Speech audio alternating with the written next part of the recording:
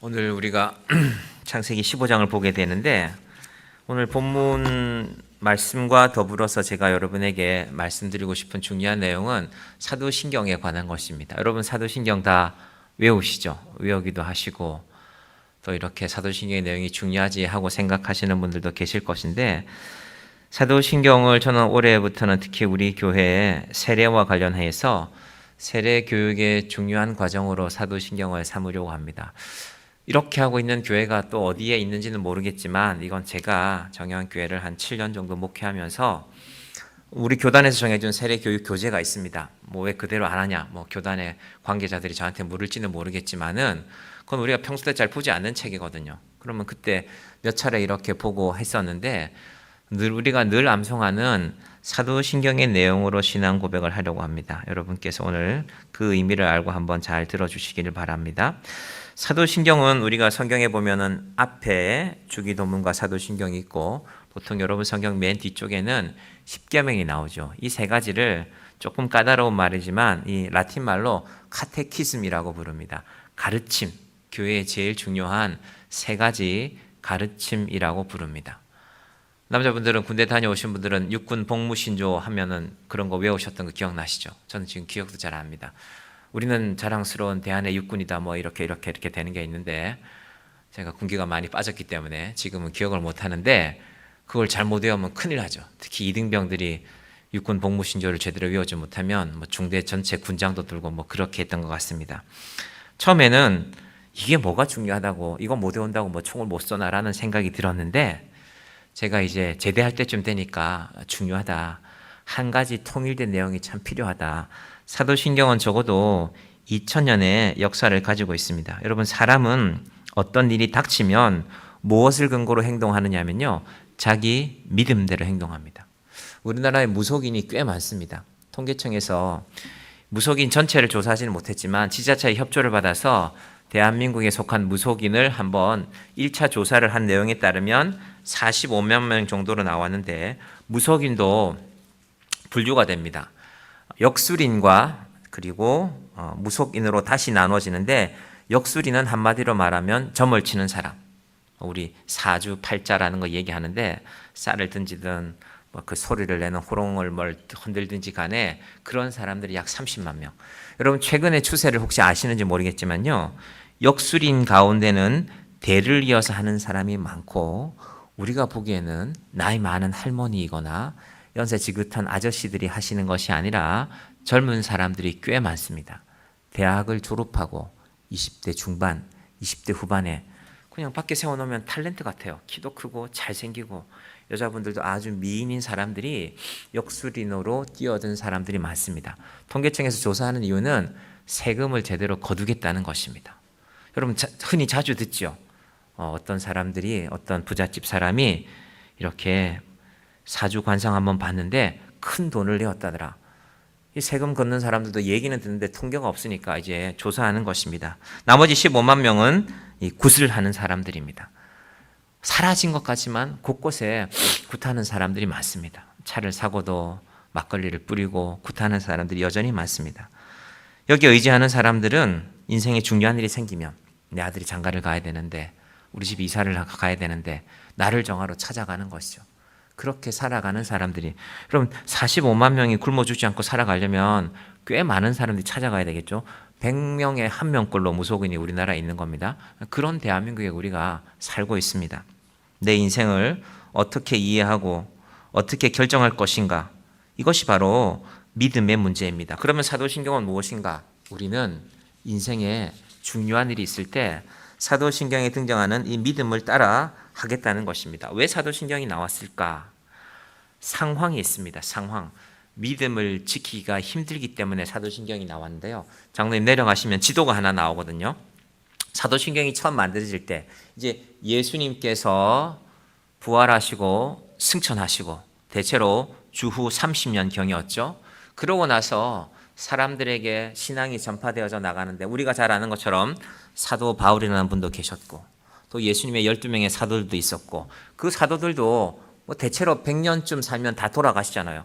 그 다음에 나온 사람들을 교부라고 부르는데, 이 교부들이 사도신경을 정리한 것으로 알려져 있는데, 그런데 그 시대가 이런 시대였습니다. 지도 보면 이게 가운데 있는 바다가 지중해인데, 지중해를 중심으로 로마 세계가 크게 둘로 나뉘어져 있습니다.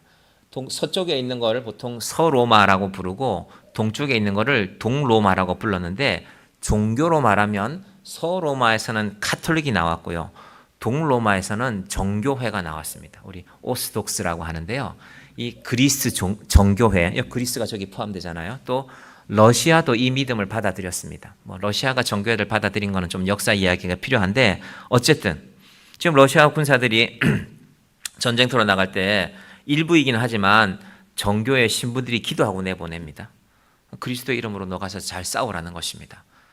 안 싸우는 게 제일 좋지만 그런 신앙 아래 러시아가 있다는 것입니다. 자, 그러면 왜 이 지도를 보여드렸는가 하면, 이 지도에 표시된 색깔처럼 왼쪽에 있는, 서쪽에 있는 로마 사람들은 누구의 권위 아래 있었냐면 황제의 권위 아래.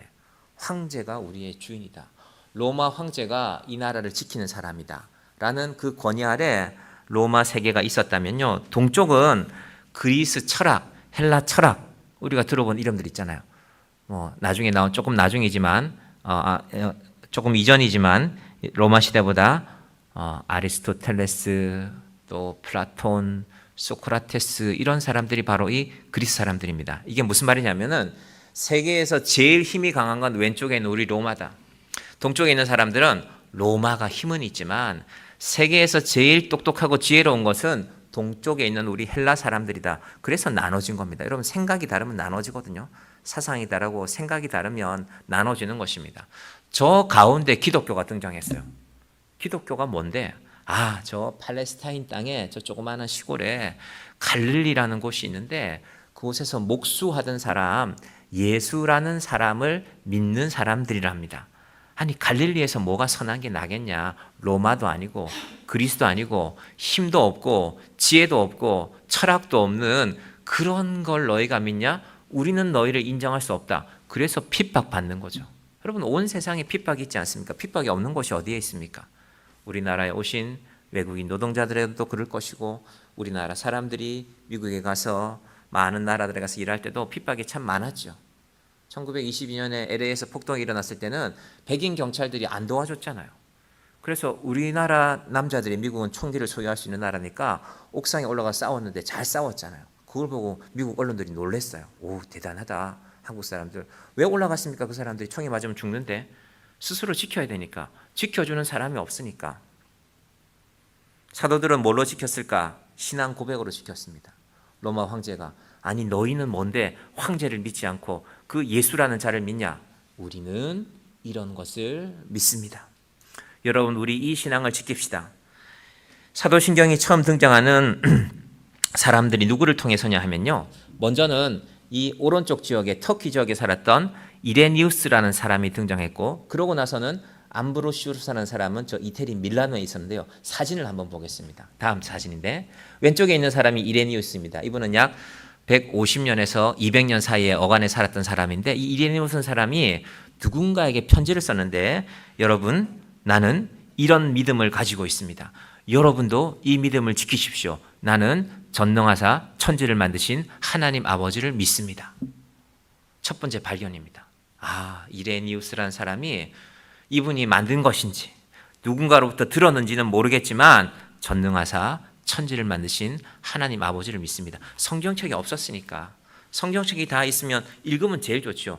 라틴어 성경은 비싸기도 하였거니와 가질 수도 없었으니까, 너무 귀했으니까, 그래서 신앙 고백을 만들기 시작한 것입니다. 그렇게 시작해서 약 200년이 지나고 나서 이 암브로시우스라는 사람, 옷이 멋지죠.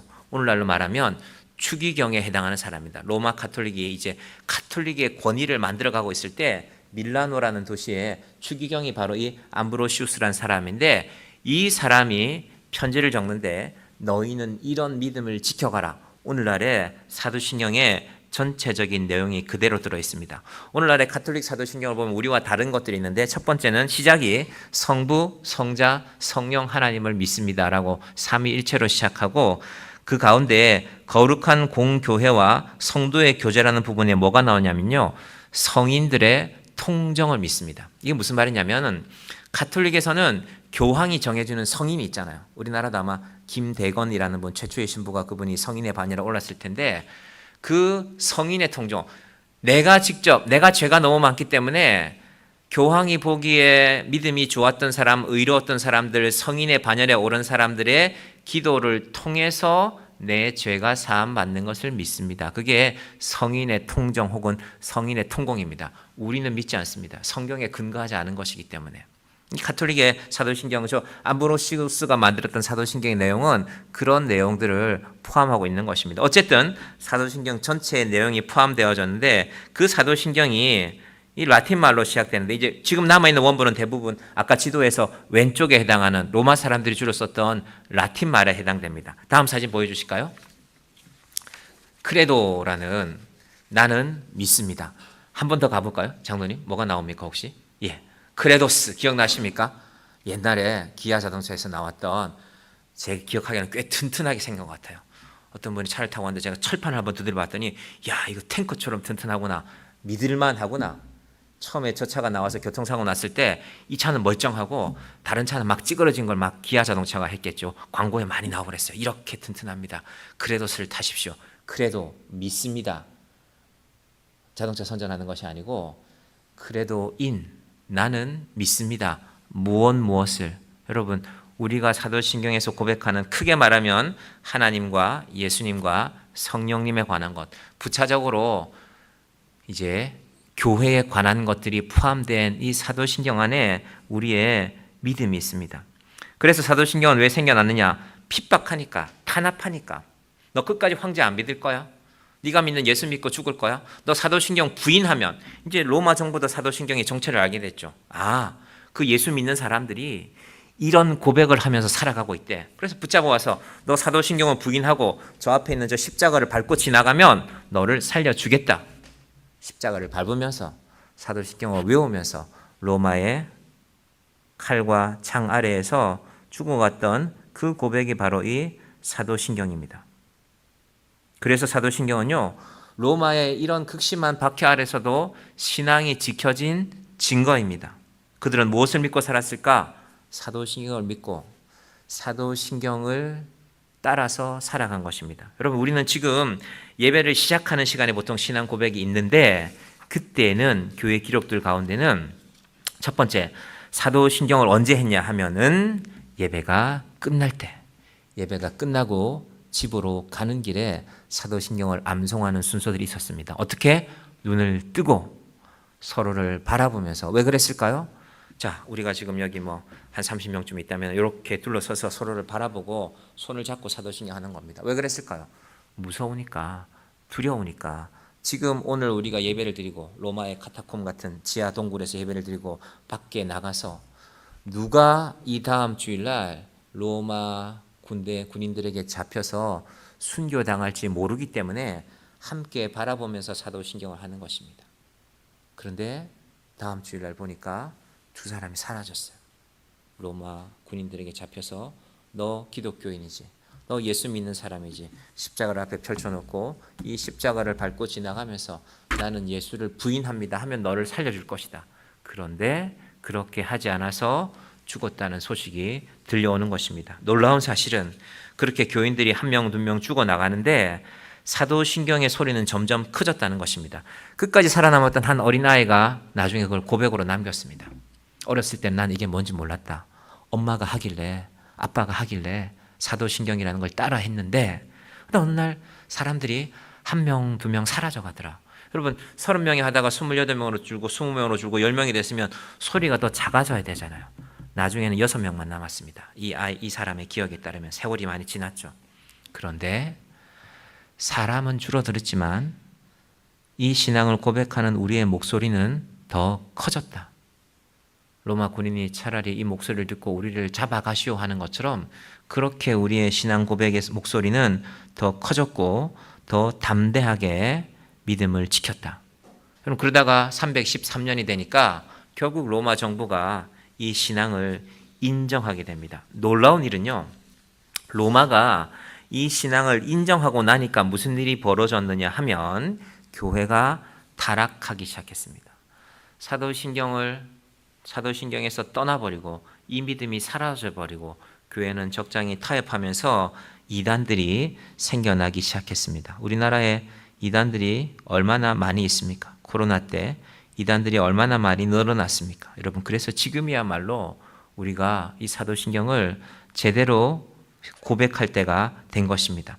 이 사도신경에서 첫 번째 중요한 것은 우리의 믿음의 대상이 나의 아버지 되시는 하나님이라는 것입니다. 장로님 좀 내려가 보시면 이 헬라 말이 여러 개, 라틴 말이 여러 개 나오는 게 있을 텐데요. 여기입니다. 제가 사도신경이 라틴 말로 됐는데요.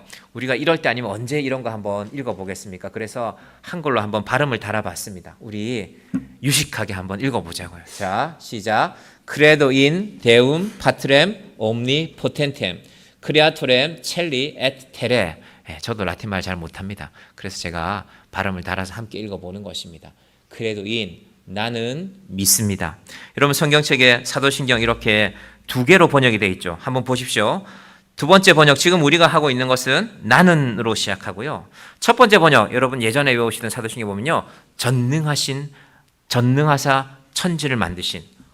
그럼 둘 중에 어떻게 마음에 드세요? 번역을 찾으라면. 저는 첫 번째 게 마음에 들더라고요. 이게 좋잖아. 전능하사 천지를 만드신 하나님이 얼마나 멋져. 그런데 우리 아버지가 계신데 우리 아버지는 아주 평범하신 분이에요. 평범하게 세상을 살아오셨고 많은 사람들이 그 이름을 알지 못하고, 근데 우리가 아는 어떤 아저씨가 있는데 이 사람은 되게 유명해요. 경제력도 있고 사람들이 존경하고 동네 중요한 일이 있으면 다 그 사람 찾아가서 어르신 이거 어떻게 할까요? 그런 분이에요. 누가 우리 아버지면 좋습니까? 대단한 사람이 우리 아버지면 좋습니까? 그런데 내 인생에 어려운 일이 생기면 나를 제일 먼저 달려오시는 분은 그 유명한 아저씨가 아니라 내 아버지입니다. 평범한 사람. 때로는 너무 평범해서 우리 아버지는 왜 이렇게 능력이 없을까? 우리 아버지도 좀 능력이 많으면 좋을 텐데, 그런 생각 인생에 할 수 있죠. 자녀들이 자라나면서. 그런데 사도신경의 첫 번째 고백이 중요한 것은 그래도 인 데움 파트렘, 나는 하나님이 내 아버지이신 것을 믿습니다. 여러분, 우리의 첫 번째 고백도 바로 이것이 되기를 바랍니다. 하나님이 내 아버지이시기를. 우리 육신의 아버지들, 연세 드신 분들은 이제 육신의 아버지가 먼저 이 세상을 떠나신 분들, 하늘나라로 먼저 가신 분들이 많으시잖아요. 비록 내 육신의 아버지는 내 곁에 계시지 않지만 내게는 그래도 인 데움 파트렘, 하늘에 계신 아버지가 계십니다. 이것이 내 믿음입니다. 그런데 그 아버지가 어떤 분인지 성경에 소개하는 걸 보니까 제가 창세기에서 크게 세 가지 말씀드렸죠. 파트렘, 옴니포텐템, 전능하신 분이더라. 내 아버지가 전능하신 아버지더라. 그 전능하신 아버지가 하신 일이 무엇인가? 그 다음 절에 보니까 크리아토렘 첼리 에트 테레, 하늘과 땅을 만드신 분이다. 혹시 학창시절에 영어 공부 열심히 하신 분들은 대충 보니까 영어랑 많이 닮았죠. 크리에이트란 말도 닮은 것 같고, 테레, 우리 테라스 하잖아요. 마당이 보이는 자리에 만드는 저런 걸 우리 테라스라고 하는데, 테레라는 말도 다 이 라틴 말에서 이렇게 나온 것입니다. 그분이 내 아버지가 맞는데, 그분이 내가 믿는 하나님이 내 아버지이신 것이 분명한데, 알고 보니 그 아버지가 천지를 만드신 분이다. 전능하신 분이다. 그것이 바로 우리 사도신경의 첫 번째 신앙 고백입니다. 유대인들은, 이스라엘 사람들이 이거 어디서 깨달았느냐? 애굽에서 탈출하고 나서 불평이 많았죠. 애굽에 있을 때는 떡도 먹고 물도 먹고 고기도 먹고 과일도 마음대로 먹고 그렇게 살았는데 광야에 나오니까 아무것도 없지 않냐? 모세를 원망하고 있을 때 그 다음 일이 무엇이었습니까? 세계 최강의 애굽 군대가, 애굽의 기마병들이 홍해 바다에 다 빠져 죽었습니다. 이스라엘 백성들은 불과 얼마 전에만 해도, 몇 시간 전에만 해도 우리가 다 죽는다. 애굽 사람들의 칼에 죽든지 활에 맞든지 아니면 이 홍해 바다에 빠져서 우리는 죽는 것이라고 생각했는데, 그들은 살았고 애굽 군대가 다 죽었거든요. 그걸 보고 이스라엘 사람들이 깨달은 것입니다. 우리 아버지 하나님이 이런 분이구나. 애굽의 군대는 다 죽이시고 우리는 살리신 그분이 바로 전능하신 하나님이구나. 창세기 1장 2장에는 이 전능하신 하나님의 창조에 대해서 세 가지를 고백합니다. 여러분, 이건 이번에 세례 받으실 분들도 대상이 되고요. 제가 아직 이 세례 광고 안 했는데 이전에 세례 받으신 분들도 재확인하시기를 바랍니다. 여러분, 세계에서 규모는 작지만 제일 우수하다는 평가를 받는 군대가, 우리나라도 뭐 군대가 대단하지만 두 나라가 있죠. 이스라엘 군대하고 스위스 군대잖아요. 그 군대들이 그렇게 하는 이유는, 참고로 말씀드리면 이스라엘 군대는, 이스라엘 지금 전쟁 중이죠. 남자는 32개월, 여자는 24개월 복무합니다. 뭐 저는 국방 전문가는 아니지만 저는 최소한 24개월 이상은 근무해야, 제 경험을 보니까 군에서 역할을 제대로 할 것 같은데, 월급을 올렸잖아요. 월급 올렸으니까 오래 붙들어 둘 수가 없잖아요. 그래서 이제 아마 18개월쯤 하죠. 이 이스라엘 군대가, 또 스위스 군대가 세계 최강인 이유는요, 재교육을 제대로 합니다. 우리 동원 예비군 훈련 좀 쉽게 하잖아요. 그래서 저는 동원 예비군들을 군대에서 받으면서도 이렇게 해서 되나? 뭐 또 실제로 싸우면 잘 싸울 수도 있겠지만 이 나라들은요, 재교육을 철저하게 합니다. 그래서 뭐 자기가 만약 기관총을 쐈다면요, 시대가 지나면 총이 바뀌잖아요. 우리는 옛날 거가 그대로 해요. 동원 예비군들은 옛날 무기를 하거든요. 이스라엘은 예비군도 최신의 무기를 줍니다. 무슨 말씀을 드리려고 하는 거냐면요, 늘 새롭게 재교육하는 것이 중요합니다. 우리의 신앙도 마찬가지입니다. 창조의 세 가지 원리를 여러분 혹시 기억하십니까? 첫 번째가 무에서 유를 창조한다였다 했습니다. 여러분, 사람은 사실은 창조라는 말을 할 자격이 없습니다. 이제 시원해질 거야. 에어컨 틀어놨다. 사람은 창조라는 말을 할 자격이 없어요. 왜? 우리는 뭔가 있어야 만들잖아요. 나무가 있어야 이 재료를, 이 강대상을 만들 수 있죠. 우리나라가 자랑하는 반도체라는 것은요, 우리나라에 반도체를 잘 만드는 회사들이 있잖아요. 뭐가 있어야 만듭니까? 반도체는 많은 재료들과 공정이 있는데 그 중에 빠질 수 없는 것이 실리카, 규소라는 것입니다. 미국에 그래서 반도체를 연구하는 그 단지가 실리콘밸리잖아요. 샌프란시스코에 있다는 그 단지가. 삼성은 반도체를 잘 만들지만, 우리 SK는 반도체를 잘 만들지만 반도체의 핵심 원료인 규소는 만들지 못합니다. 규소는 모래에서 짜내야 돼요. 우리나라에서 제일 좋은 모래들, 바다 모래는 안 되고 강에 있는 모래들 가운데 경남 하동의 모래가 예전에는 많이 쓰였는데 지금은 모르겠습니다. 그 규소를 만들기 위해서 삼성의 직원이 때때로 방문해서 하동군청의 허가를 받고 이렇게 이 부분 우리가 채굴하겠습니다. 그렇게 해서 거기서 규소를 채굴해서, 규소를 짜내서 반도체를 만드는 것입니다. 이상하죠? 사람은 참 대단한데 반도체도 만드는데 모래는 만들지 못합니다. 하나님이 만드시는 것입니다. 더 중요한 것은 창조 속에는 생명이 들어있습니다. 우리가 날마다 두려워하는 것이 무엇입니까? 죽는 문제죠. 그런데 생명은 한 번 만드신 분이 다시 만들어내시기 때문에, 이건 다음 시간에 우리가 할 내용인데, 그래서 부활이 있는 것입니다. 사도신경의 모든 내용들은 사실은 믿기 힘든 것들입니다. 어떻게 천지를 창조해, 어떻게 동정녀에게서 아기가 태어나, 마리아에게서, 다 믿지 못하는 것입니다. 죽은 사람들이 어떻게 살아나? 그러니까 아까 로마 사람들이, 헬라 사람들이 비난하고 핍박하는 거죠. 말도 안 되는 소리 하지 마라. 죽은 사람이 어떻게 살아나냐? 동정녀에게서 어떻게 아기가 태어나는가? 여러분의 믿음은 어떤 것입니까? 말이 되는 것만 믿습니까? 말이 되는 것만 믿으면 왜 하나님이 필요합니까? 내가 믿으면 되는데. 잘 생각하십시오. 믿음은 정말로 말이 안 되는 상황에서, 여러분에게 지금 필요한 도움이 무엇입니까? 정말로 말이 되지 않는 상황에서 하나님의 도우심을 받는 것이 믿음입니다. 저는 그 믿음이 여러분의 믿음이 되기를 바랍니다. 교회는 상식을 잘 지켜야 됩니다. 교회 주변이 깨끗하면 좋고요. 교회는 또 이웃과 무언가를 나눌 수 있는 것도 좋습니다. 그런데 사실은 더 중요한 것은, 우리는 말이 되지 않는 것을 믿습니다.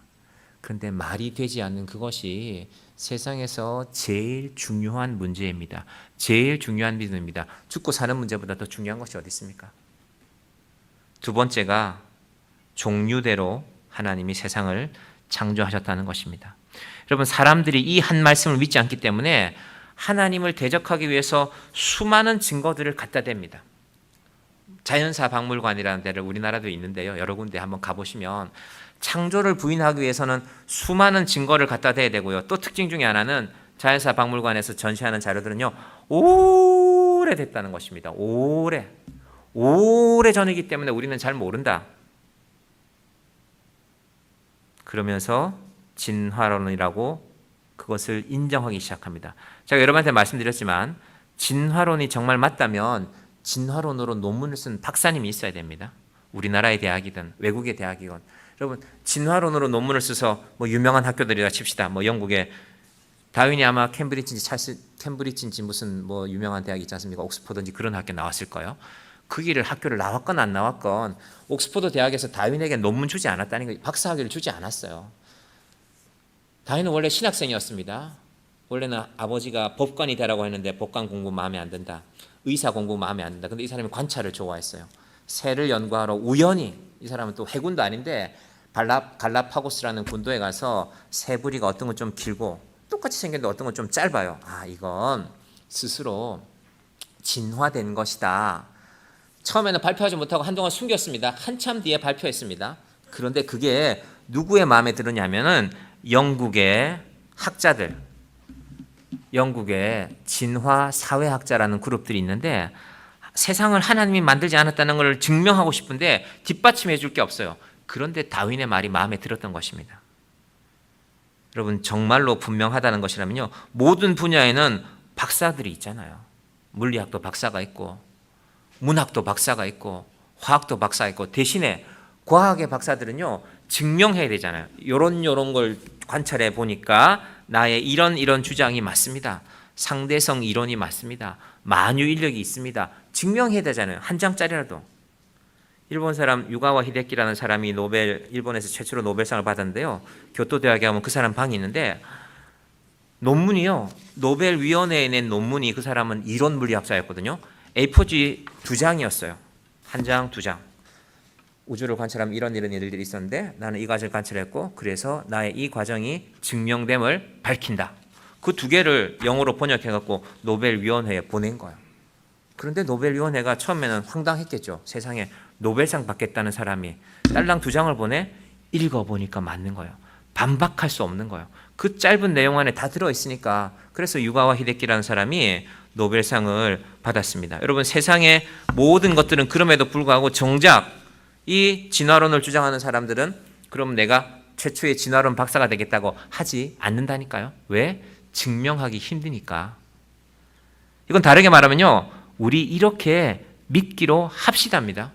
자, 그런데 문제는 우리가 이걸 학교 가서 배우잖아요. 뭐 제가 이 얘기 길게 할 수 없는데 이미 창세기에서 했지만 한국의 학교에서는요, 미국은 주별로 다르긴 하지만 진화론이라는 이론도 제시하고 성경은 창조론을 제시합니다. 그 중에 선택하게 하는 주도 있고 어떤 주는 진화론 쪽에 좀 기우는 주가 있고 남쪽에 있는 몇 개 주들은 창조론을 지지하는 주도 있습니다. 우리는 그렇지 않습니다. 우리는 일괄적으로, 뭐 이거 제가 이 역사 얘기했죠. 일본 때문에 그렇게 된 겁니다. 일본 과학자들이 그 증거를 남겼고 경성제국대학 출신들이 그걸 배웠기 때문에 그걸 뒤집을 수가 없어요. 저희 할아버지가 그 출제위원으로 들어갔다 그랬잖아요. 과목은 사회였지만 아니 왜 우리나라는 이렇게만 가르칩니까? 아무도 말할 수 없습니다. 뭐 그건 벌써 6.25 때 얘기이기 때문에 그 흐름은 변하지 않고 있습니다. 그러나 저는 믿습니다. 정말 진화론자들이 유인원이나 원숭이가 우리 조상이라고 생각하면은 원숭이 두개골 먹는 사람도 어떻게 됩니까? 고발해야 되지 않아요? 조상의 머리를 먹는데? 그런 나라들이 있잖아요. 사람은 사람으로, 동물은 동물로, 개는 개로, 고양이는 고양이로 창조하신 것을 저는 믿습니다. 여러분, 종류대로라는 이 하나만 여러분 마음에 새겨 계시면 세상에 일어나는 모든 일들을 유심하게 바라볼 수밖에 없습니다. 꽃이 가을이 되면 색깔이 달라지잖아요. 봄에는 화사하게 피고 여름에는 화려하게 피고 가을에는 제 느낌에는, 제가 시인이 아니라서 표현을 잘하는지 모르겠지만 제 느낌에는 한 해를 정리하는 것 같아요. 이 노란색 보세요. 봄과 여름의 꽃과 다르다니까요. 이 보라색을 보십시오. 제가 꽃 이름을 몰라서 꽃들한테 미안하지만 하나님이 그렇게 만들어 가시는 것입니다. 우리 자녀들이 학교에서 공부를 할 때 진화론에 충실하게 따라서야 점수를 받습니다. 저도 사실은 학교에서 교육을 받았는데 반발했어야 되는데 제가 제대로 몰랐으니까 또 믿음이 용기가 부족했으니까 저희 고등학교 2학년 2학기 때부터 학교 나오라 그랬어요. 와서 공부하라고. 주일에도 나갔습니다. 아침 9시까지 가야 돼요. 못 나오는 사유는 분명해야 돼요. 입원하거나 뭐 부모님이 돌아가시거나 그런 거 말고는 안 돼요. 뭐 군대랑 비슷했죠. 저희 아버지가 고민했죠. 그런데 예배는 드리고 가라고 했습니다. 우리 아버지가 좀 멋있게 주일에는 안 된다, 가지 말라 했으면 더 좋았는데 담임선생님이랑 전화통화를 했어요. 월요일 아침에 가면 이제 한 30-40명이 교무실 앞에 모여 있습니다. 엎드려 뻗쳐서 맞는 거죠. 완전히 빠진 애들은 10대, 오전이나 오후에 빠진 애들은 5대. 이유가 타당하면 맞지 않고 뭐 병원 진단서든지 뭔가를 보여줘야 돼요. 저는 5대를 맞았죠. 5대를 맞는데 한편으로는 그래도 내가 예수 믿는 게 좀 표가 나네? 교회 간다고 안 왔으니까. 근데 10대 많은 애가 부러운 거예요. 목사님 아들들. 저 남해에 있는 애들. 걔들은 남해 가서 예배 드리고 오면은 주일날 올 수가 없어요. 시간상으로. 제가 그 친구들 보면 생각했습니다. 야, 이게 맞는데. 제가 저희 아버지한테 무슨 말을 하진 않았지만 우리 아버지가 좀 믿음이 없나? 목사님 아들들이 다르네? 그때 제 생각입니다. 뭐 그렇게 이제 그 시간이 지나갔습니다. 여러분, 이게 단순히 그 정도 상황 문제가 아니라 우리 자녀들이 지금 어디에 어떻게 있든지, 여러분 우리 자녀들이 세상에서 제일 좋은 것 보고 자랐잖아요. 지금 대한민국에 먹는 것, 화장품, 입는 옷, 세계에서 제일 좋은 것들입니다.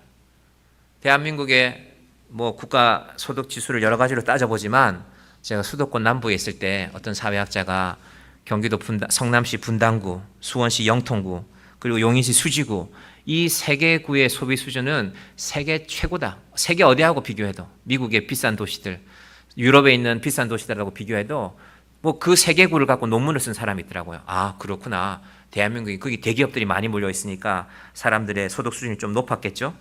세계에서 제일 좋은 것. 제가 분당에서 그래서 중고등부 아이들, 청년들 보면은 아, 얘들은 참 좋은 걸 많이 경험했구나.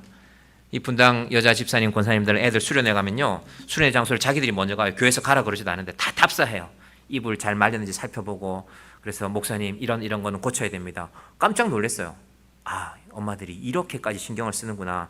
제일 좋은 것 보고 제일 좋은 것 먹고 제일 좋은 대우면 받으면서 살았던 아이들이 왜 물질이 좋은 걸 모르겠습니까? 그 가운데서 하나님을 믿고 사는 게 쉽지 않습니다. 어른들이야 참아본 기억이 있죠. 하나님께서 우리에게 어떤 믿음을 기억하기를 원하실까?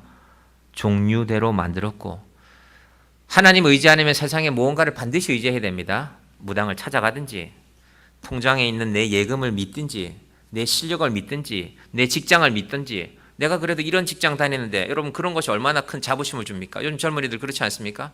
내가 그래도 이런 직장 다니는데 내가 은행 찾아가면 바로 얼마는 대출해 줍니다. 좋은 회사 입사한 친구들은 그런 자신감이 있더라고요. 얘들이 취직이 안 될 때는 막 어쩔 줄을 몰라 하더니만은 회사 취직하고 나니까 어깨가 펴지더라고요. 아, 이런 게 있구나. 이게 세상을 살아가는 모습이구나. 우리의 자녀들은 그 일들이 중요하지만 하나님께서 종류대로 세상을 만드셨다는 것을 잊어서는 안 됩니다. 여러분, 우리가 이 믿음 안에서 살아가기를 바랍니다. 세 번째가 하나님의 모든 창조에는 목적이 있다. 좀 까다로운 말로 제가 한 목적이라고 말씀드렸지만요. 이건 다르게 말하면 우리의 인생은 하나님의 섭리 안에 있다는 것입니다. 여러분, 세상이 마음대로 되지 않으시죠? 공부도 마음대로 잘 안 되고 취업도 마음대로 잘 안 되잖아요. 사업은 더 어렵죠. 얼마나 경쟁을 해야 되는데요. 그런데 내 마음대로 되지 않을 때, 여러분 근데 혹시 이거 반대로 생각해서 아니 나는 기도만 하기만 하면 하나님이 다 내 마음대로 해줘. 이것도 잘해주고 저것도 잘해주고. 부럽죠. 저도 부럽습니다. 그런 사람들. 목회자라고 왜 비교 안 하겠습니까? 목회자도 비교하게 되죠. 아, 저 친구가 목회하는 교회는 저렇구나. 저런 모습이 있구나. 저런 일을 할 수 있구나. 제 친구 목사님이 경기도 남부의 어느 도시에서 목회하는데, 이 친구가 40대 중반에 담임 목사로 나갔는데 연초가 됐는데 경찰서장님하고 구청장님이 찾아와서 인사를 하더래요. 깜짝 놀랐대요. 아니 교인이 좀 뭐 많기는 하지만 그래도 이 정도인가? 아, 그렇구나. 그리고 국회의원이 나갈 때마다 당을 막론하고 나와서 인사한대요. 아, 목사님 이번에 저희를 좀 많이 도와주셔야 됩니다. 아, 이 친구가 어느 날 마음이 좀 교만해지더래요. 내가 힘든 일이 있으면 저 국회의원한테 전화하면 다 해결해 주겠는데, 하나님께서 세상의 일들을 내 마음대로 되지 않게 할 때는 우리가 잘 기억해야 됩니다. 내 뜻과 하나님의 뜻이 다를 수 있기 때문에. 내 마음대로 안 되는 일이 있고 내 생각대로 안 되는 일이 있을 때, 그래서 여러분 기억하시길 바랍니다. 내 생각은 이런 것인데 하나님은 뭘 원하실까? 여러분, 그것을 좀 어려운 말이지만 섭리라고 부릅니다. 아브라함이 76세 때 메소포타미아에 데서 나왔단 말입니다. 제일 문명이 발전한 곳, 제일 살기 편한 곳에서 가나안 땅으로 왔습니다. 불편하고 힘들고 상수리 나무 아래 숲을 근처에 살았다 그랬잖아요. 아브라함이 캠핑 간 게 아닙니다. 집이 거기 있었습니다. 숲을 근처에 살면 얼마 전까지만 해도 모기가 얼마나 많습니까? 모기한테 뜯기고 벌레한테 물리고 그렇게 살았겠죠. 그런데 아브라함에게 더 중요한 건 오늘 창세기 15장도 마찬가지인데요. 아니, 하나님이 자녀를 약속했으면 자녀를 왜 안 줍니까? 자, 15장 2절 보시면요.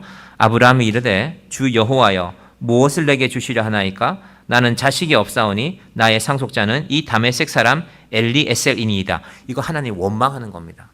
하나님, 내 자녀를, 내 자식을, 내 아들을, 자손들을 하늘의 별과 같이 준다고 하지 않았습니까?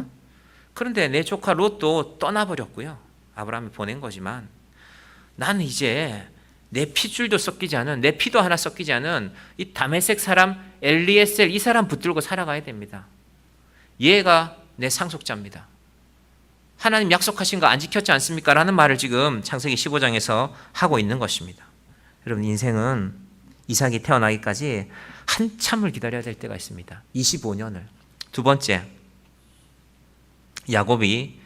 야곱도 마찬가지인데 아들을 12이나 주셨지만 아브라함과 반대죠. 아들이 12이나 있으니까 복 받은 거 아닙니까? 아들들이 사이가 안 좋아요. 심지어 형들이 동생을 노예로 팔아버렸습니다. 야곱이 이거 나중에 다 알았잖아요. 얼마나 마음이 아팠겠습니까? 내 뜻대로 되지 않습니다. 하나님 믿는 사람들 아닙니까? 아브라함도 야곱도. 요셉은 그렇게 형들에게 팔려가서 애굽에서 17살에 대체로 간 것으로 보고 30살에 총리가 되니까 13년 동안 억울했을 거 아닙니까? 형들 생각만 하면 잠이 왔겠습니까? 내가 그 형들 만나면 가만두지 않을 거다. 왜 이런 생각 안 했겠습니까? 그런데 요셉이 견뎌냅니다. 당신들이 나를 이곳에 보낸 것이 아니라 하나님이 나를 이곳에 보내셨습니다. 하나님의 섭리가 있습니다.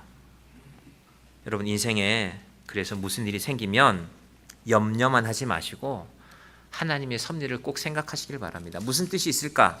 내 남편이, 내 아내가, 내 자식이, 때로는 내 부모님이 왜 내가 이해할 수 없는 일을, 이해할 수 없는 말을 저렇게 할까라는 생각이 들 때는 하나님이 내 믿음을 좀 자라게 하시는구나.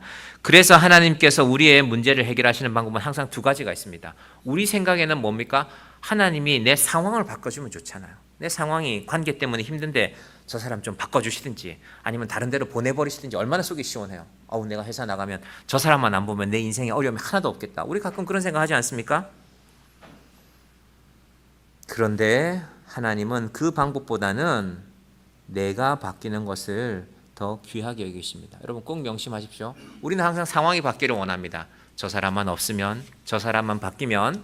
그런데 하나님은 내가 바뀌기를. 오늘 아브라함이 바뀝니다. 15장 6절에서 아브라함이 여호와를 믿으니 여호와께서 이를 그의 의로 여기시고, 아브라함의 믿음이 생겼으니까 이제 아브라함은 다른 길을 가게 되는 것입니다. 제가 군대에 입대했을 때 270이나 75를 제가 신어야 되는데 80 신발을 받았어요. 신발이 없다는 겁니다. 네가 이거 줄 테니 그냥 꼭 꼬녀매고 신으라는 겁니다. 자꾸 흘렁거리죠. 신발이 크니까. 이 전투화는 이렇게 처음에는 부드럽지도 않잖아요. 딱딱한 신발을 헐렁한 걸 계속 신으니까 뒤꿈치가 까졌죠. 그래서 훈련할 때마다 힘들다고 했더니 홍 중대장님, 제가 뒤에 이름은 기억이 안 나요. 논산훈련소 우리 29연대 몇 중대였는지는 기억이 안 나는데 그 중대장님이 저를 조용히 부르더니 양말을 하나 더 신고 신발끈을 꽉 꼬매라고 그분이 한쪽을 묶어주더라고요. 꽉 묶어서 일주일만 견뎌라. 굳은 살이 나면 아무런 문제가 없다. 그렇게 해봤어요. 일주일 만에. 상처는 아물고 굳은 살이 생겨났습니다. 아팠지만 일주일은 참아야 된다고 말씀하시더라고요. 여러분의 인생도, 우리의 믿음도 이 믿음의 굳은 살이 배기는 인생이 되기를 바랍니다.